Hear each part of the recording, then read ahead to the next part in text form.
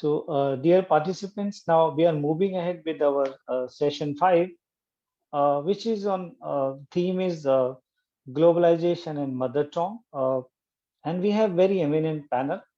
I welcome Mr. Yogendra Puranik, who is basically a Tokyo Advocacy City Councillor from Japan. Welcome, Mr. Yogi, and thanks for sparing your valuable time to be part of this panel. We also have Dr. Margaret Copes. She is teaching Hungarian language at University of Delhi and a very eminent linguist and working on different projects and policies in promotion, propagation, and preservation of languages. We also have Professor Avdesh Kumar Mishra. He is teaching at English and Foreign Language University, Shillong campus. So thank you, Professor Mishra, and I welcome you to this panel and uh, look forward to your all discussion. So the theme which we are talking here is globalization and mother tongue. See, we all know mother tongue is the individual identity of a human being. And in this Madam, I'm current busy in context, the webinar. we need to understand that uh, still mother language play a very critical role in historical, political, economic, social, and cultural contexts. Uh, but if you see last uh, a few decades, starting from I think in India, if you see after 90s, this globalization has a global, a huge impact uh, on development of the country. And with this globalization, uh, English has become an international language. And it may be because of job opportunity, it may be because of various other reasons.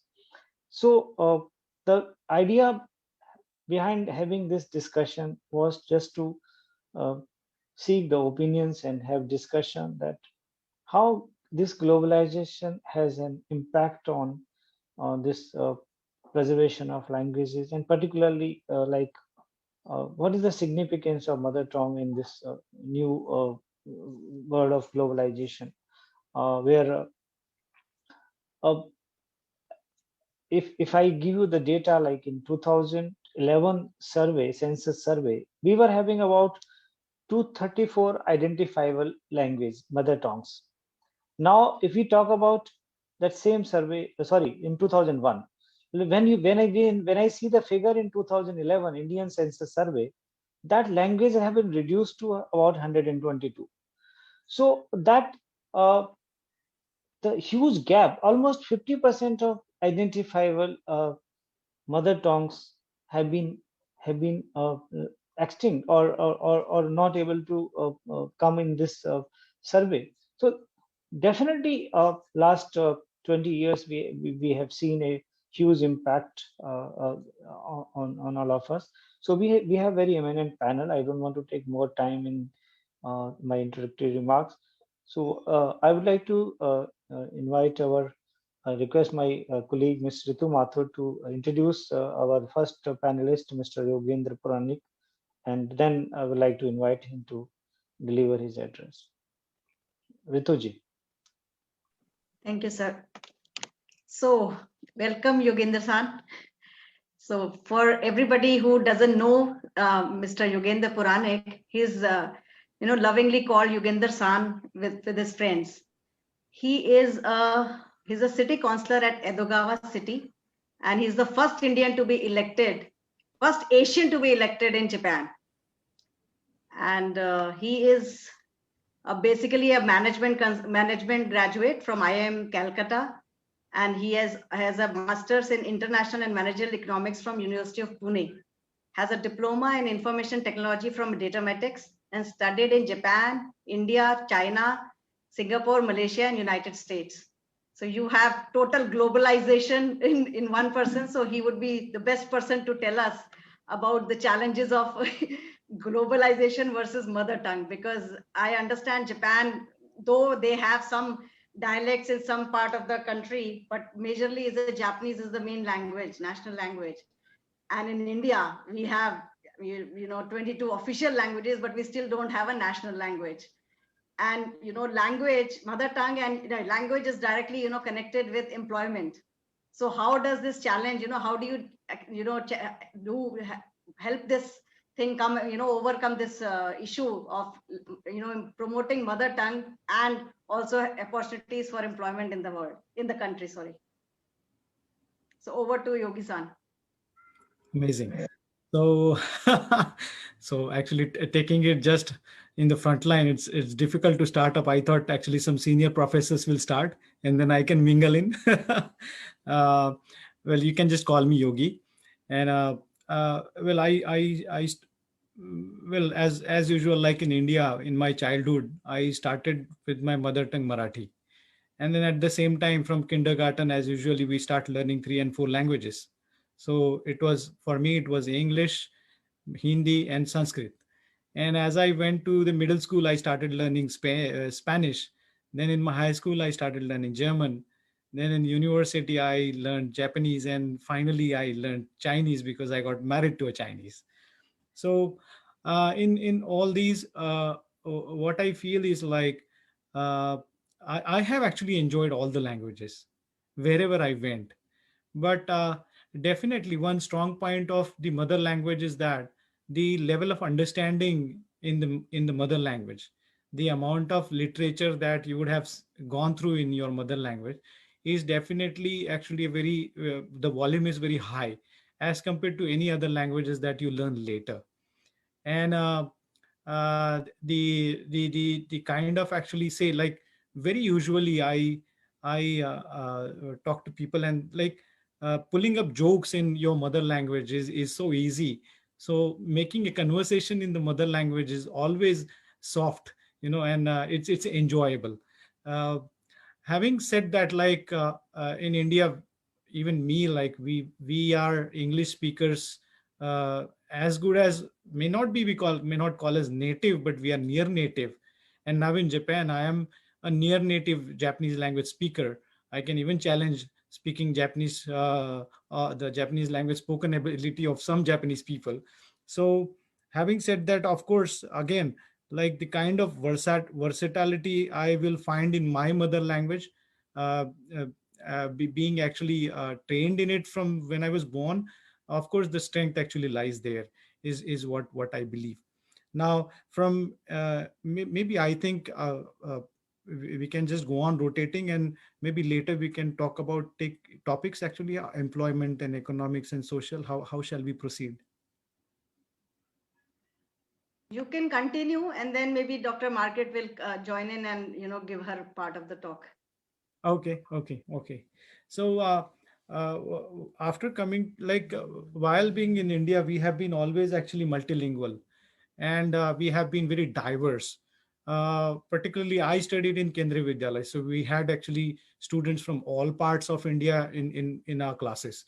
So uh, uh, there was no such language barrier. And in fact, if you remember, like, in our childhood days, it used to be just the national television, and every weekend there will be different language movies, and we would just like sit in front of those movies and we would enjoy them.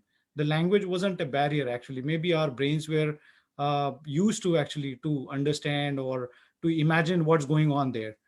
Now, when actually I came to Japan, I actually initially knew Japanese language.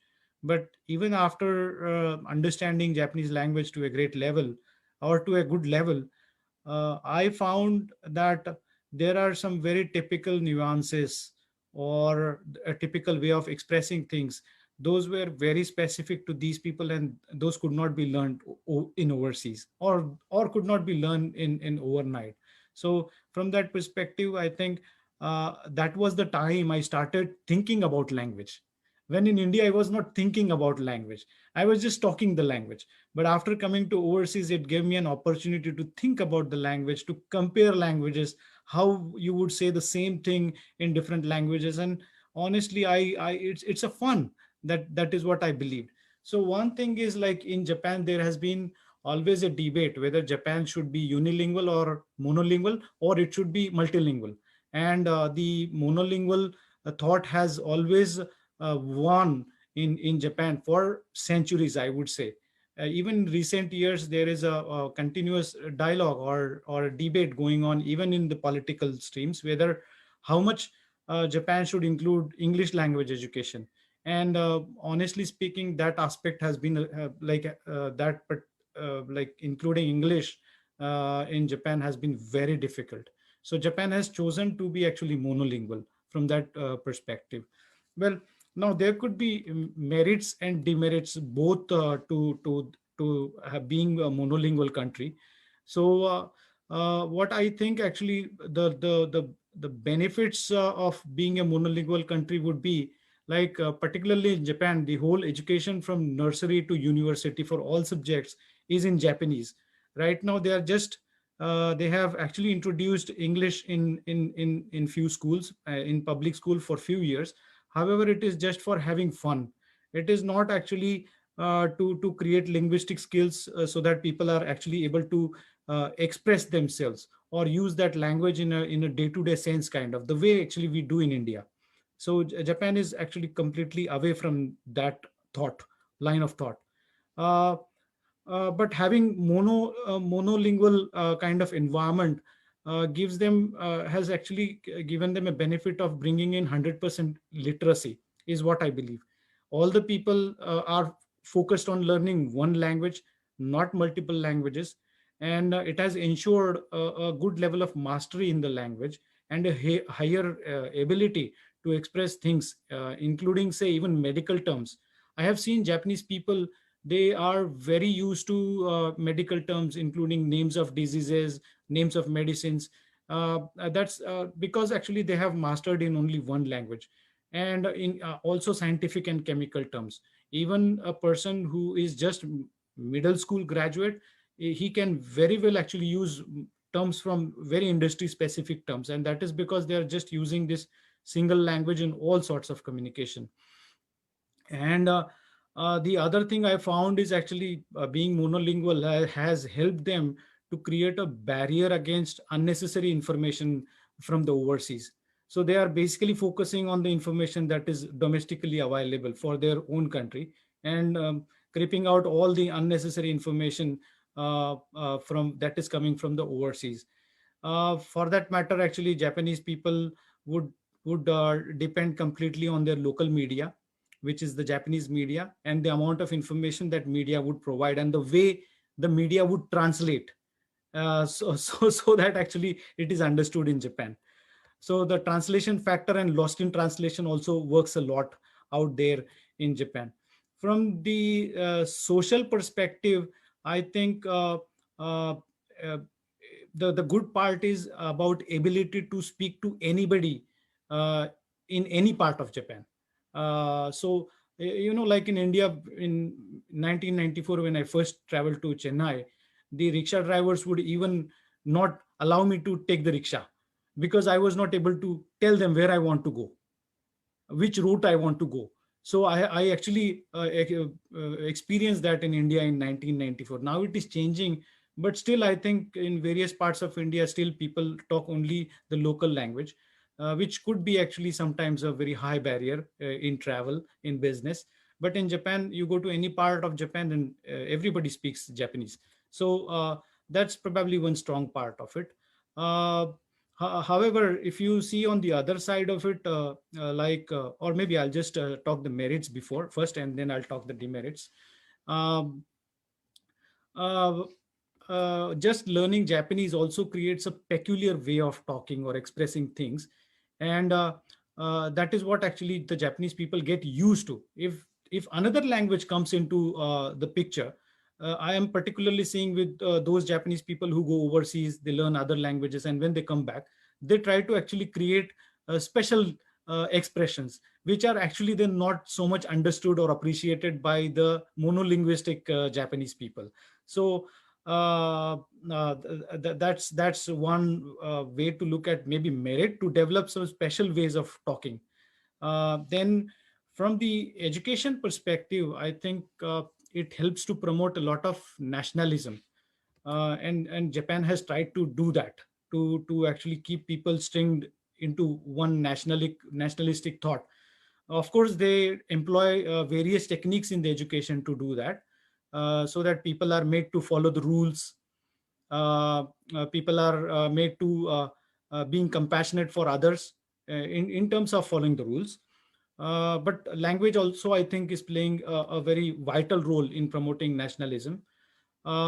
It allows students to focus more on the domestic history and culture, because if more literature is coming in through different languages, I think people will be prone to going into other aspects, other countries. But having one language in the education is actually helping them make the students focus on the domestic history and culture. uh, uh, uh, However, what I think is that Japanese language is a bit difficult language, because there are so many characters. In order to express, like to speak or to read a newspaper, you must be able to read around 2000 different characters, and those are from simple to very difficult kind of. So one demerit there is people actually take a longer cycle to learn the full language that is required to read a newspaper, and that comes to around until around maybe just reading, I am saying it's not about understanding the whole newspaper. So and from business perspective, uh, uh, I'm not sure how much actually the business success of Japan would be attributed only to Japanese language, but definitely the culture that language helps in to bring in, particularly the 5S culture in Japan. I think that could have helped Japanese businesses to prosper. I don't have any base to actually support that. Having said that, in practical terms, I have seen that Japanese people use Japanese language as a tool to do confidential conversations in front of their overseas counterparts, and they also take it as an excuse to avoid taking immediate decisions. So they will just say like, okay, let us go back, let us go through the documentation, and then we will actually give you a judgment. So they very actually safely use it as an excuse. From the sports perspective, it is same as education. I see actually there is a lot of problem in Japanese sports people communicating with the overseas sports person. When Japanese are going overseas, or when overseas people are coming to Japan, there is this actually information barrier is definitely there. And from the political perspective, again, I think it helps promote nationalism. And I have actually heard it many a times that it helps actually bring in political stability. Now, that can be actually seen in various countries as well. Uh, I'm not sure if multilingualism brings in political instability in India, if we reverse it. but but in Japan, they are saying that monolinguality definitely brings in political stability. Uh, Now, from the demerits perspective, uh, it is said by the statistics actually given by the Ministry of Education in Japan. It is said like only 3 to 4% of Japanese people can speak sensible English. That makes sense. That makes some meaning. So it is a very low percentage in Japan. In fact, more than 70% of people don't even speak even a little of Japanese.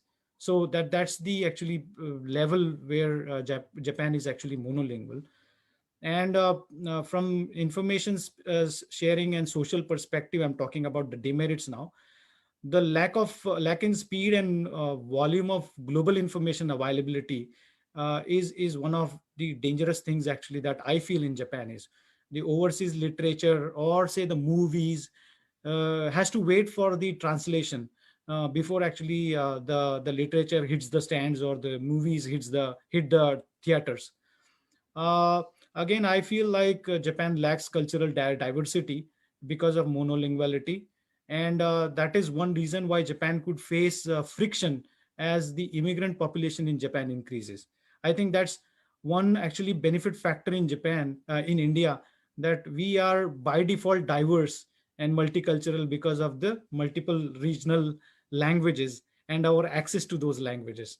So I am actually very concerned about this part in Japan, and because of this monolinguality, they are inclined to form their own opinions in their own way.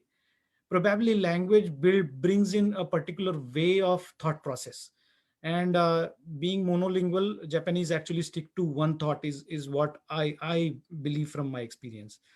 And I have actually heard from many Japanese people who know foreign languages.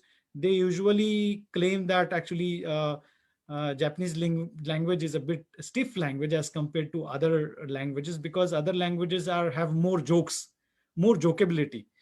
Typically they tell like me, like when you Indians speak, you guys are always smiling, you are always laughing at something when you guys are speaking. And I also feel it true, because I don't see Japanese people actually being happy when they're actually in a day-to-day life. Maybe it's their nature also, but I think the kind of jokes that foreign languages like say Marathi, Hindi, that we can actually create jokes in these languages, I'm not seeing that capability in Japanese language. From the So education, Yogi, yeah, okay, just to can I interrupt you because yeah, we yeah, have sure, other sure, sure, panelists. definitely, So if we definitely. can, yeah, we will come to when time is left. We will come to you for.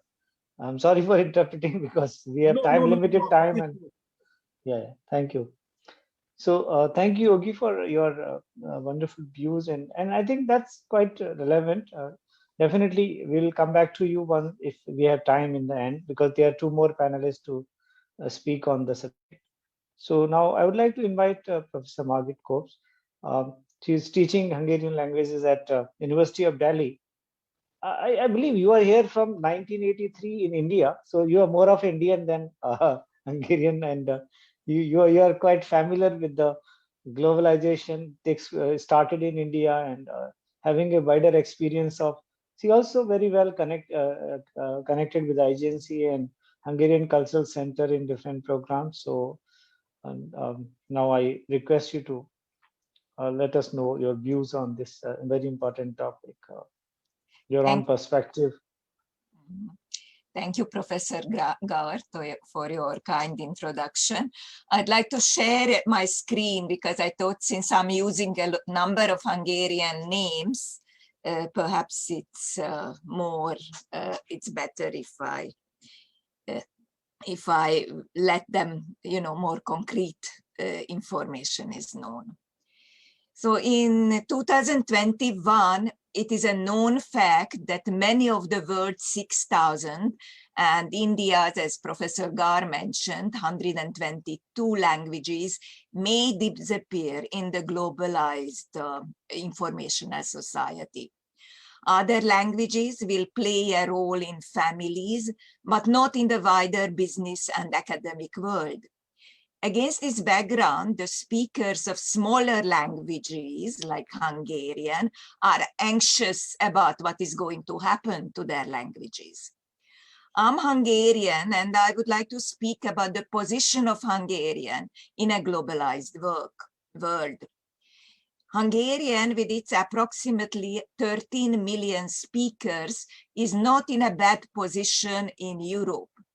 Hungarian is the 12th on the list of the biggest, most populous European languages.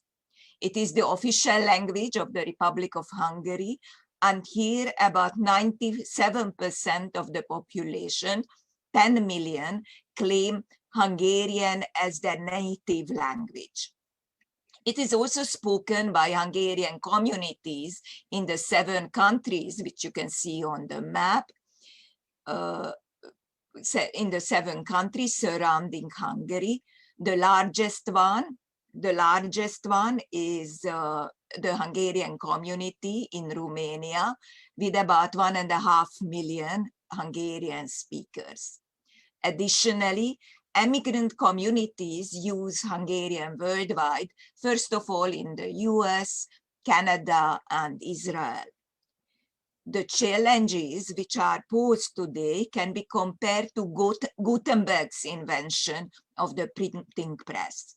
By the way, in Hungary, the printing press was established as early as 1473 by András Hess. It has made a number of developments possible, like grammatical and orthographic standardization of languages, the development of official national languages, the creation of different media like newspapers serving different communication needs. The printing press helped to improve the exchange in Europe, but it also led to the extinction of many European languages. Regional and minority languages were rarely printed. The internet will probably have the same impact on our modern languages. The feeling is that many European languages could become irrelevant in a networked society. But according to the UNESCO report on multilingualism, languages are an essential medium for the enjoyment of fundamental rights, such as political expression, education, and participation in society. A solution for ensuring the breadth and depth of language uses in the world and in Europe tomorrow is to use appropriate technology for communication in all the languages, just as we use technology to solve our transport and energy needs. Language technology targeting all forms of written text and spoken discourse can help people to collaborate, conduct business, share knowledge, and participate in social and political debates, regardless of language barriers and computer skills. It often operates invisibly inside complex software systems to help us already today to find information with search engines, check spelling and grammar in a word processor, follow the spoken directions of a navigation system, translate web pages via an online service. We will need language technology tailored to all languages that are affordable and can be integrated within various software environments. Without language technology, we will not be able to achieve a really effective, interactive, multimedia and multilingual user experience in the near future.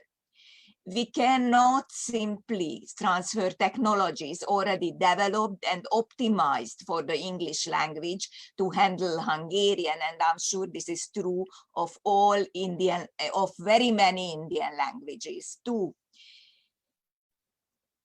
English-based systems for the syntactic and grammatical analysis of sentence structure perform far less on Hungarian texts due to the specific features of the Hungarian language.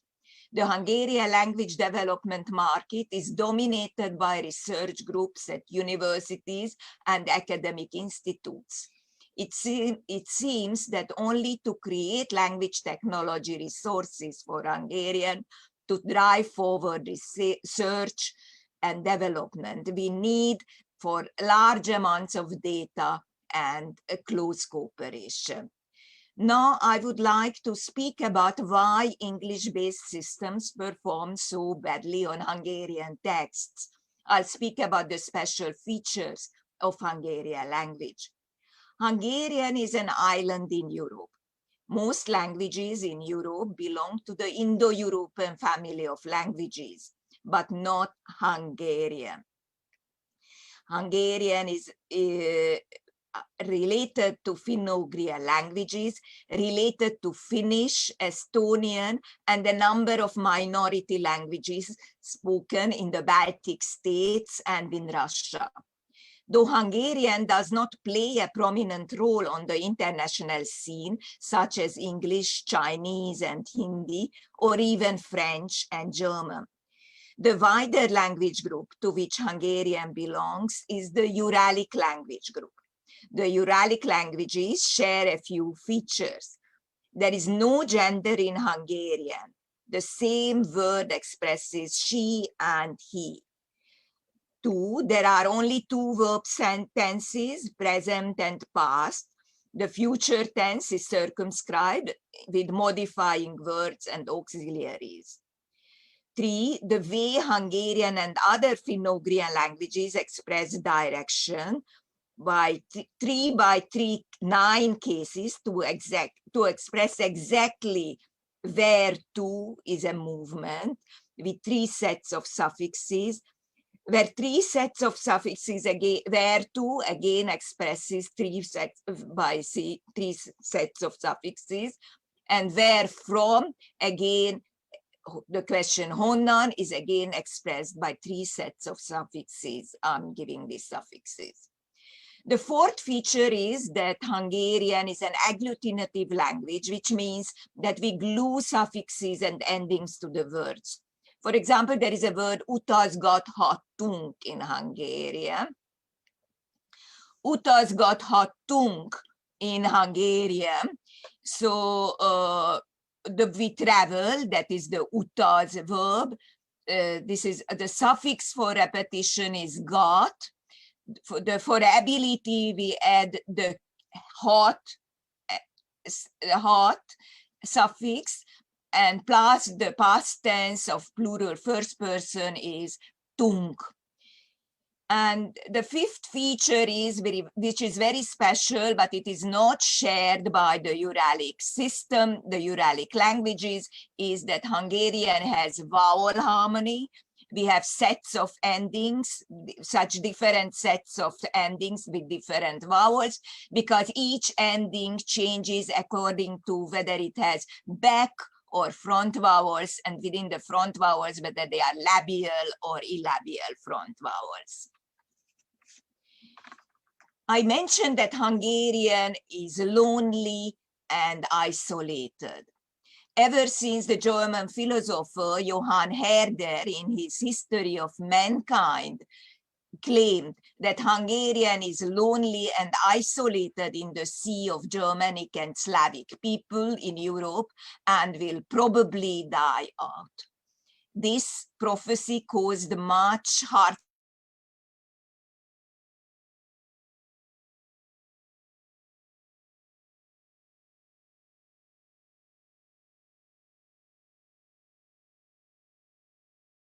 and this was epitomized in the romantic vision of Nemzet Halál, that of the nation, which was popularized by leading poets.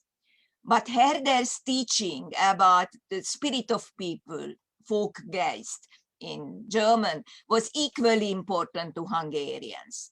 Herder claimed that all peoples have their own specific character rooted in prehistoric times, and that the language, popular tales, songs, and customs express this. So therefore they have to be researched and collected. The sudden interest in the language resulted in many studies which explore different facets of the Hungarian language. They were directed on finding the truly distinguishing marks of the Hungarian language at any cost. The universal search for characteristics which no other language possessed overstays the alleged or genuine peculiarities of the Hungarian language. Ferenc Kazinczy, the chief architect of the reform, who can be compared to Baratendu Harishchandra in the second half of the 19th century, was proud of Hungarian language, but at the same time concerned about the shortcomings of the language. He initiated the language reform in the 1770s to create and introduce Hungarian terms for all concepts, notions, and activities. From the 1790s onwards, the use of the Hungarian language gradually gained ground in schools and establishments for higher education. A chair for Hungarian language and literature at Budapest University was established in 1792. And there were also scholarly works which used Hungarian. A romantic poets Mihály Vörösmarty, János Arany, and Sándor Petőfi in the 19th century gave birthright to the newly created phrases and expressions, and actually created a number of phrases and expressions for Hungarian. For example, János Arany's vocabulary consisted the largest collection of words and phrases ever since. This consisted 2,87,000 words, and so on. Some of the modern poets have also created large vocabularies. The Romantic poets took up the project, translating the best of world literature into Hungarian.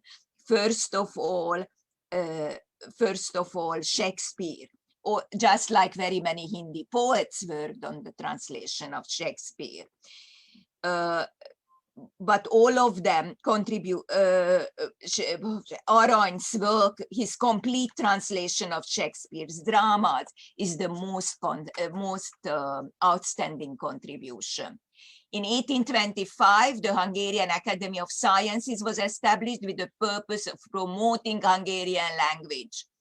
Till 1844, the official language of Hungary was Latin, but in 1844, the bill was passed in parliament, making the use of Hungarian legally binding in all public transactions. Hungarian has continuously adopted words into its vocabulary from other peoples, either on its long way from the Uralic Mountains to the territory of present-day Hungary. Then Hungarian borrowed many words from neighboring Slavic languages.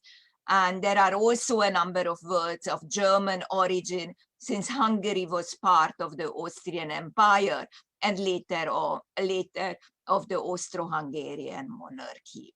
Yet, when I teach Hungarian, the students notice with amusement that for very many basic words, which other languages would use, Latin words, for example, violin, piano, and all, in Hungarian, we have created our own words. Ferenc Temesi, a Hungarian writer, formulated his relationship to Hungarian language in a way with which I, as a teacher of Hungarian, can identify to a great extent. And I quote, "Hungarian language is the greatest creation of our people. It is our everyday bread, our secret prayer, our fortress, and our church, to which we all add a brick, our disadvantage and our advantage, the guarantee of our survival." So thank you very much for your attention. Thank you, Margit, for your very interesting and very detailed account of history, and also giving us an overview that how Hungarian language has passes through various phases, and it is very useful information. And now we'll go to our next speaker. We have with us Professor Abdesh Kumar Mishra, who is currently, as I mentioned, faculty in English and Foreign Language University in Shillong campus. He has received master's and PhD degree in linguistics from Jawaharlal Nehru University, and he's very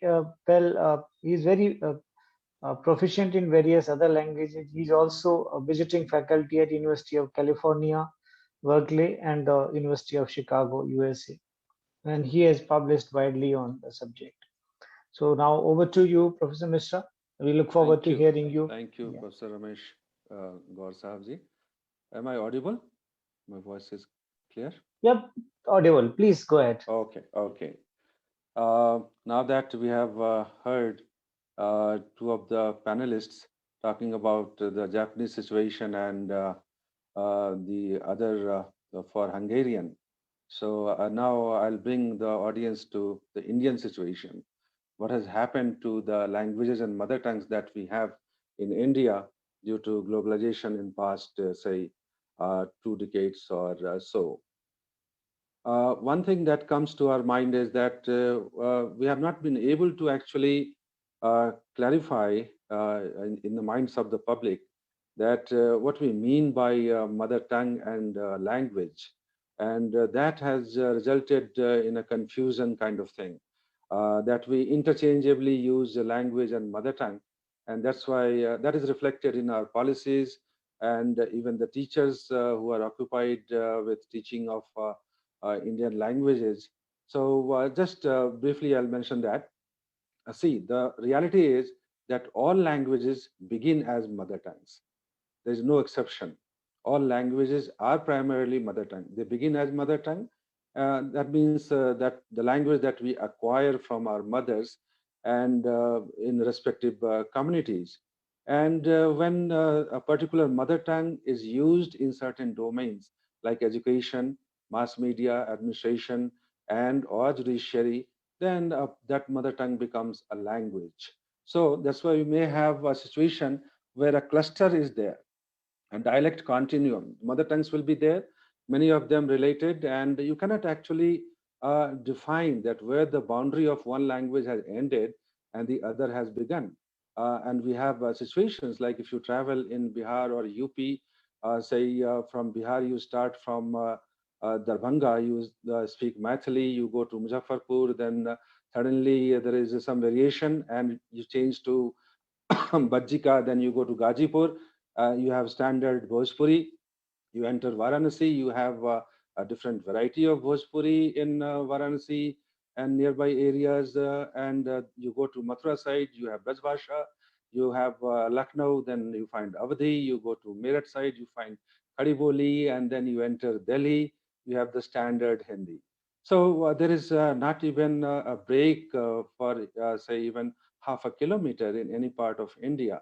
And this is true for most of the languages, whether it's Tamil or Bangla or Odia or Marathi. So there will be a dialect continuum. And those dialects which are spoken within the home, they are mother tongues. And one of them, like as I mentioned, that Avadhi Braj Bhasha or say Chhattisgarhi or Bundeli, Bagheli, Kumaoni, Garhwali, etc., they are all within the same language and they are all mother tongues. But only one of them out of the 57 mother tongues that are included under Hindi has become the language. That is the standard Hindi that we use in mass media, communication, then education, administration, and judiciary at certain level. So Hindi has become standard Hindi, the Khadi Boli. Same thing happens in Bangla. You have Rajbangshi, you have Manbhumi, you have Chakma, and many other varieties, Hajong. But the standard Bangla is used in the newspapers, education, administration, etc. So that is the reality. So talking of languages, we are not sure how many languages are there because all mother tongues, all they do not get chance to participate in these various domains. So there are languages which are different. They are not varieties or they are not mother tongues under some other language, but they don't have a chance to participate in mass media, in education, in administration, and judiciary. So they are also there. But overall, according to 2011 census, we have more than 1,300 mother tongues, and out of that, 273 are spoken by more than 10,000 persons, and the remaining ones are spoken by fewer than 10,000 persons.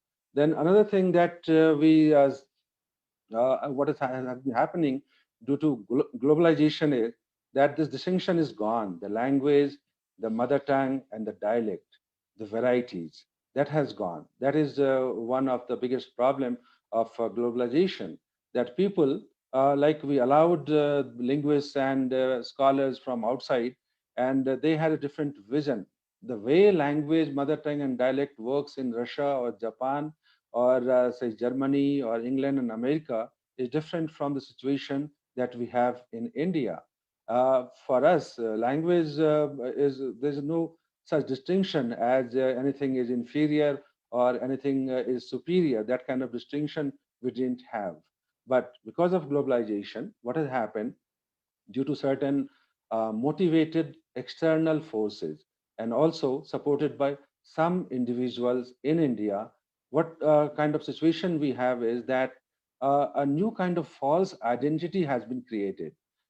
India never had this problem that infight or between, say, two linguistic communities or between two dialects, we all respected each other so much. And if some of them went to certain areas, as I mentioned, education, mass media, etc., the others did not have any problem. Like Tamil has many varieties. The one spoken in Madurai, we have Kaikadi, and same is true for Malayalam in different areas. Kannada, there are so many varieties, and they didn't have any problem. Marathi has more than 50 varieties, and they didn't have any problem. But due to globalization, and people not understanding what kind how we visualize, how we see our languages, which is used for communication, is part of our being, part of our body. It's not separate. And as we had certain values, certain traditions, and we believed in coexistence and living in a peaceful situation, that was damaged due to globalization. And what happened? The new identities have been created. So even if there are varieties, smaller varieties, for example, in Arunachal Pradesh, we have a language called Adi, and the standard variety is known as Padam. And what happened? These various agencies like Samar Institutes of Linguistics, Ethnologue, UNESCO, the Atlas of Endangered Languages, they all had their own kind of motivations behind creating a situation where we see that we have different identities claiming that they are separate. So, for example, in Adi, we have some 15 varieties like Bori, Bokar, Milang, Minyong, Galo, Tangam, Padam, etc. And these agencies, what they did, they collected data from two or three individuals maybe, and they saw that there are some differences in the lexical item. Some words are different, and the way they pronounce certain vowels, there is some difference. And on that basis, they said that these are all languages. Now look at the situation. So what has happened?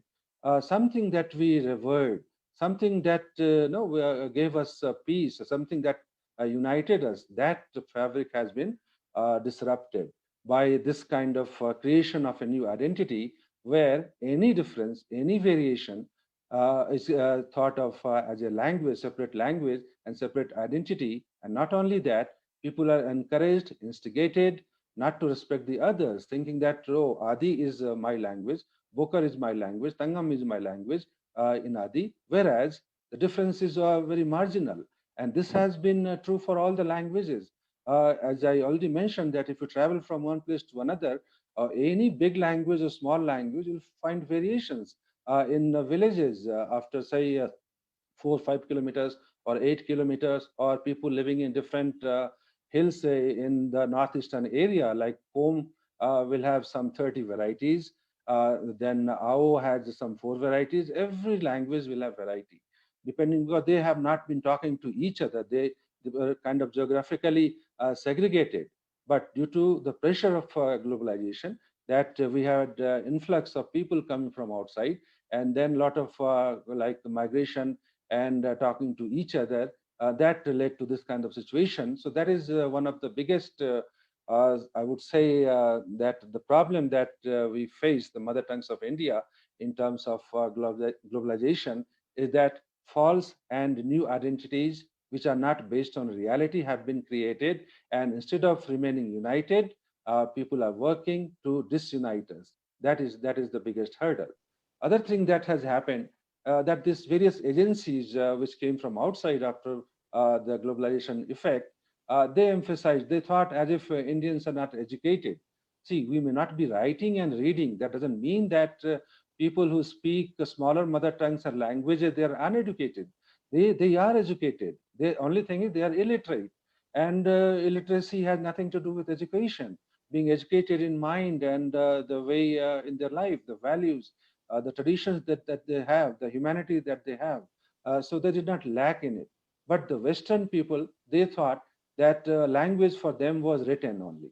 They had seen language in the written form, most of them. And except for, say, Greek or Latin, like languages like that, or German, others did not have written tradition. So spoken tradition so much. These languages developed much later out of Germanic, German, we have English, and from Romance, say Italian, we had from Latin, we had Italian, French, and Spanish, and so on, with varieties. But for in India, there's so many hundreds of mother tongues coexisted from time immemorial. We never had a situation where only one language was there, only Sanskrit or only Tamil or only Santali. We can't say that. There have been so many hundreds of varieties all the time. So spoken language was more important. And as we know, as linguists and also as educationists and anthropologists, that it is the language that made us human. And what is that? We developed from 10 words or 20 words 1 million years ago, or say 70,000 years ago. We came to a state where we have so much of literature, spoken language developed so much. And now, because of this pressure, that compartmentalization, that one clan, one sub-tribe, and you have one mother tongue, one language, and you have nothing to do with others. So that has stopped. And also, the orality was important in India. And actually, as humans, it is the oral language that makes us human. That gave rise to the language, the concept orality. And what would you include there in orality? See, language doesn't have any content as such, like social science or chemistry or physics or mathematics. The language itself is content. It does not have content. And the words, the symbols that we have in any language, that gets meaning and value from society and culture. And that's why we talk about that human language is culturally transferable. It is transmitted culturally. You cannot transfer it or transmit it through books or through machines. Human has to be there. Culture has to be there. So once you lose orality, and then also due to pressure of globalization, if you lose words, you lose your dances, dance forms, your dresses, your food, the way of cooking, then where's the scope for talking to each other? Our brain likes connections, stories, and people, when they sit together, they share their experiences with the children and people of different generation in the family. That is how we build our culture. That is how we build our society. So if the words are like depleting, the word stock is not there. If all the cooking methods are same, if all the food items are same, if the dresses are same, if there is only one or two dance forms, if there is only one or two types of music, why will you need so many words and expressions? And then where how will you converse with each other? Why will you gather together? You remain individual. We become like a machine. We have one dance form, our TV is there, we watch it, or in our mobiles we can watch it, and we don't need any words. We don't need so many items related to food and various rituals. Our beliefs, our worldviews are different. If nothing, no words are required for that. If you have only one culture and one language, so by destroying the orality, the oral language, and the culture that it had through orality, that has been lost due to global pressure. And they want that every mother tongue, every variety has to be reduced to writing. That is not possible.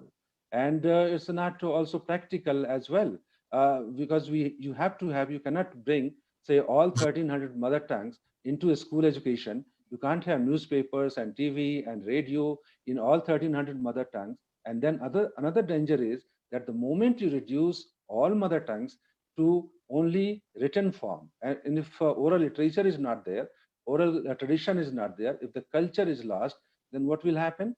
We'll have to have standards. So all 1,300 mother tongues will make one standard, and that the competition between one and the other, because all 1,300 mother tongues cannot be given the same space. They cannot occupy the same space. We have not been able to do that, and it's not practical and not useful also.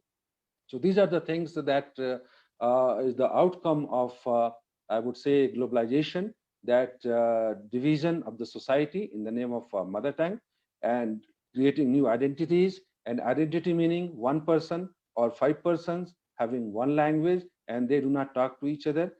They feel that they are different. They have nothing to do with others. So respect is gone for the other mother tongues. People live in the different compartments, and so much of say intolerance and fighting and even violence in Northeast we see on the basis of language. Like there will be mother tongues which are 99.99% similar in terms of grammar, vocabulary, sentence, culture, the way they dress, the way they eat, those sub-tribes and clans. But after 1990s, what has happened, that people were instigated that no, you are different, because see, these five words are different, or you are not that particular sub-tribe or clan. Like we have example like Maring and Koibu, or Paula and Mao. So many are there, hundreds of them, especially in tribal language communities. So this kind of divide has been created, and then our resources are being sucked by these things, that we have to all the time take care of languages instead of taking care of the development in terms of like say infrastructure and road and facility of providing water, electricity, etc. Most of the time we see that so much we have to spend, the government and even the public, the people, that on taking care of these things that are outcome of this globalization, the way it has affected in destruction of say culture, the orality of languages, and creating a false or unreal identities in the name of language, because they are getting a job. They, in the people in Western, say American countries, and also in India, some people became say unemployed. They didn't have employment, nothing to do, know how to say instigate people and take advantage of that. So they had loss of job kind of thing. So this thing has been created, and that's why we see like a group of people working for past 10, 15 years, saying that 220 languages in India have died. And but the reality is, other than Andaman and Nicobar, where we had only say 5 speakers of a particular variety of a language, or 10 speakers of a mother tongue, and they were segregated, they did not mix with people. So when those people died, their language have died. That is reality. But in other areas, not even one single language has died so far. What to talk of 220 in 50 years? And if you look at the census, see, in 1951, we had 767 mother tongues in all, language and dialects included. Then in 1961, we had 1652 mother tongues. So that means actually in 10 years, we gained some 900 languages and mother tongues. If 1951, 767, and from that we go to 1652, including 100 foreign mother tongues, so we gained so many languages, and these people are the external forces, including some section of our Indian society. They created a hype that oh, many languages have died, comparing the census. But actually, what happened in 1961, when people were asked that how many what is your language, so they gave something like Bangalore, Muzaffarpuria, or say Madurai, or Dravida, Zoroastrian, Devanagari, Roman, Sikhi, Gurmukhi. These were given names of Harijan, or say Kumhar, etc. So even the profession, caste name, city name, these were given as languages because people were not aware. They speak language. We don't know which language. It's the outsider that gives a name to a language first. We do not know. We just speak. Even in Sanskrit, we had the term bhasha, and that meant Sanskrit only. Or in many other varieties, like my mother tongue, Maithili, we said this is Desi Bhasa. So the Desi Bhasa, Desil Baina, is just that. We did not know that we speak Maithili at that time, in the time of Vidyapati. So languages, people gave names like that, some 5 to 600 like that, and which have only 1 or 2 speakers. Now see, that can't be a language. If there are 200 mother tongues which are spoken by only one person, do you Hello. call it a language?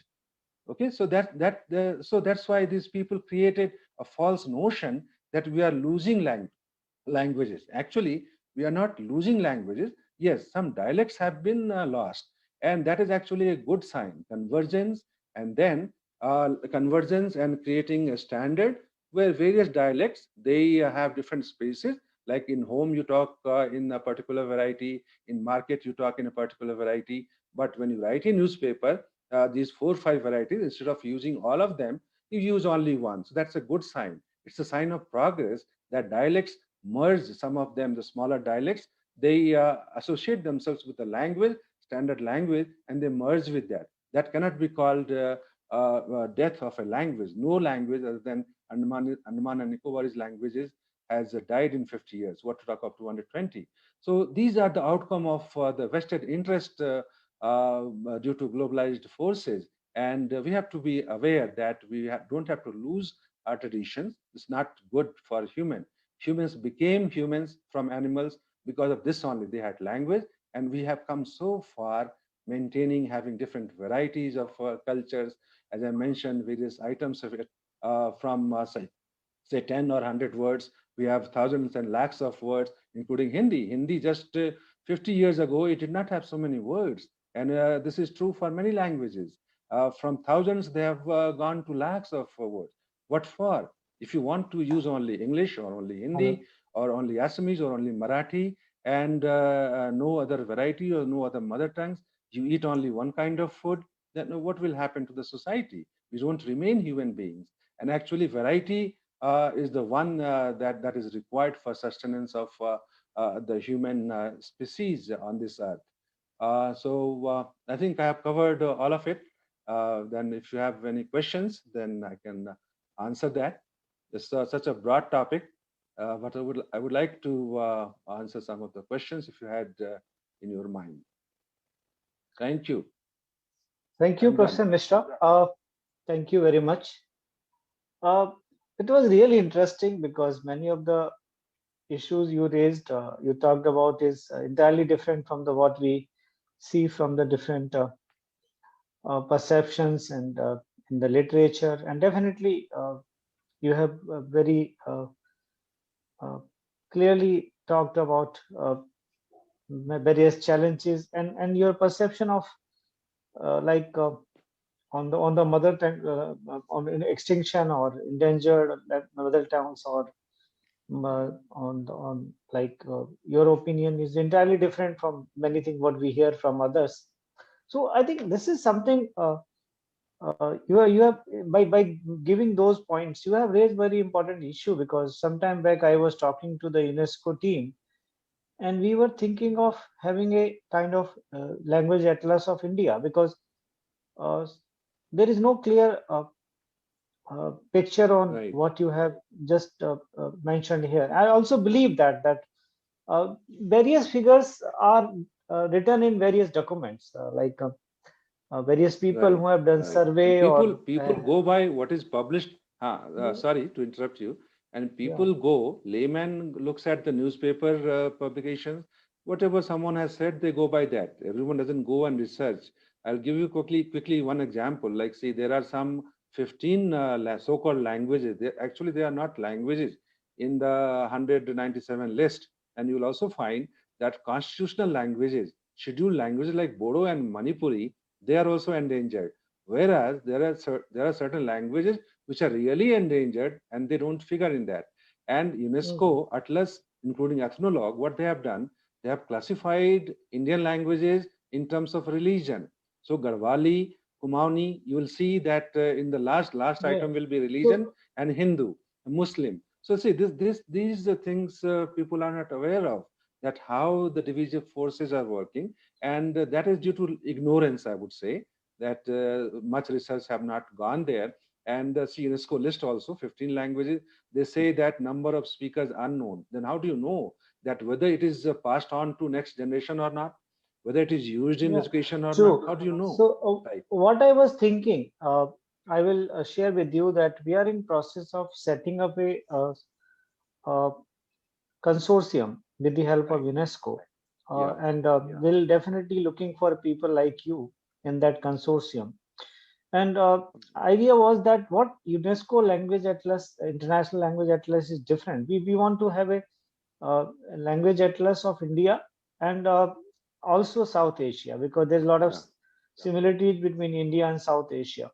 Right. So I have been talking to UNESCO people. Unfortunately, we have already crossed the time of the session, and Okay. next speaker, Professor Agarwal, is already waiting to start his talk. Mhm. So we'll not able to. But I want to have a like you have already given your inputs. Now I want to have a last comment from Yogi and Margit, if they want to make any last comment. Yeah, sure. Maybe I'll go first, and then Dr. Coves, please close. So right now, Professor Mishra was talking about extinction of language, and that has been a very consistent fear in Japan in going from monolinguistic to multilinguistic. But having said that, I feel that like as the flow of immigrants is growing, being monolinguistic is not the only choice that probably Japan has in front of us. So I think a Hello. golden mean has to be found out in terms of saving their own languages, plus increasing the ability to converse with the world. Otherwise, uh, uh, right now what is happening is that the education has actually become bifolk, different education for the Japanese kids and different education for the immigrant kids, and that I see will be a possibly a very big problem in future. Similarly, in terms of information technology, the amount of information that keeps on changing in information technology is not at all coming at the same pace to Japan, and that will be a drawback for Japan. So again, I would like to close saying that, uh, considering even the fear of, say, extinction of languages or mix up of languages, we will have to find out a golden mean between choosing between being a monolinguistic nation or a multilinguistic nation. True. So thank you so much for having me here in this session today, and it was so much of learning for me. Thank you so much. Thank you, Yogi. I think we need to respect multilingualism, and that is the theme of this year UNESCO Mother Language Right. International Right. celebrations. So, Margit, any last comment? Yes, I also feel that besides, respecting multilingualism, I think it is a very important issue that societies should be multilingual. In Hungary, you can only get into university or college if you have taken a middle level, that means B level language examination, at least from one European language, because that's the one very major demand if you want to become an intellectual of being able to communicate with the external world. But at the same time, also, there is a lot of attention being paid to translations. So for example, literature, 75% of the publications are translations. So that's also a very important process in the world, to be in touch with what is happening around you. And Hungary, I think, being part of Europe, everybody feels the demand. But it's really a question of survival, your mother tongue. If you are monolingual, and then the question of your mother tongue is really a question of survival. And I think that all of us feel very emotional about that. Thank you very much. Thank you, Margit. Now we'll close it, and I strongly believe that in any country, if we have to keep our mother tongue alive, the most important thing is it is the responsibility of the family. Then it's the responsibility of the community, because no government policy and no government program can keep the language alive. Only the people can keep the language alive. Right. Right. Right. And there is no harm in learning many languages. I don't understand like why we can't learn multiple languages. I've seen people, our vice president, he knows 22 languages. I know the scholars like Acharya Prasad Dwivedi, Smriti Kumar Chatterjee, even our former Prime Minister Narasimha Rao. He knows Yeah. more than 10 languages. So I think best thing is that we should not forget a mother tongue. We may be, yeah, there is no harm in learning foreign languages or English or any other foreign language. Uh, and our Prime Minister has given a message that North Indians should learn South Indian languages and South Indian should learn North Indian language. That is another way of preserving and promoting the various languages. That's a very good message given by. So I think I strongly believe that in this world of globalization, the most important thing is that families and communities should come together to keep alive our mother tongues, and hopefully, Professor Gaur, if we just have, one line, just one yeah, line, if you allow. See, actually, this was the pressure of globalization, that two important things. One, that mother tongue should be medium up to primary level, which were there in Constitution, and the three language formula, they were hidden and they were kind of discouraged until, say, 4 or 5 years ago. that was the reason, and that's why we lag behind. Now, better late than never. So now that the present government has taken care of for this aspect, and we have to implement it. That is one of the thing that see, the pressure of globalization only put these things behind the curtain. The three language formula and mother tongue education.